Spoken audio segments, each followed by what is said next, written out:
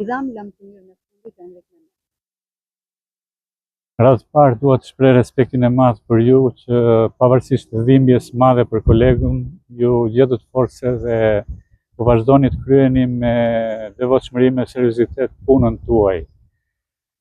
Humbja për Enrikun ishte në radhë të parë një dhimbje dhe një humbje jashtëzakonisht e thellë për familjen e tij, por dua të them që ishte një humbje e dyfishtë për Vlorën.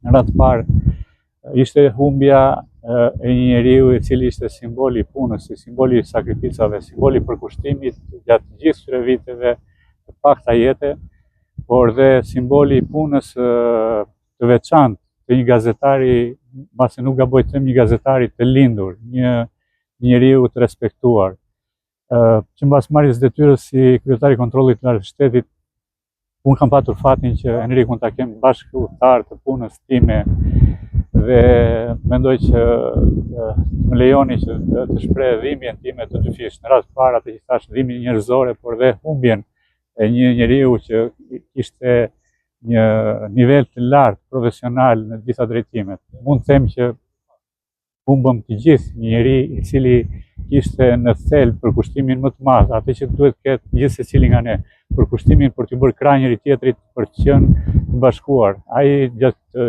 gjithë këtyre viteve unë mundua të jap mesazhin e madh, atë çka gjithë secili nga ne duhet ta vlerësoj dhe duhet ta zbatoj, duhet përkrahim njëri tjetrin. Jeta është shumë e shkurtër për të qenë të ndarë, ne jemi shumë pak për të qenë të përçarë. Nëse do të bashkohemi, do të jemi vlerë për njëri tjetrin, do të jemi vlerë për vendin tonë dhe besoj se kështu do të ecë përpara.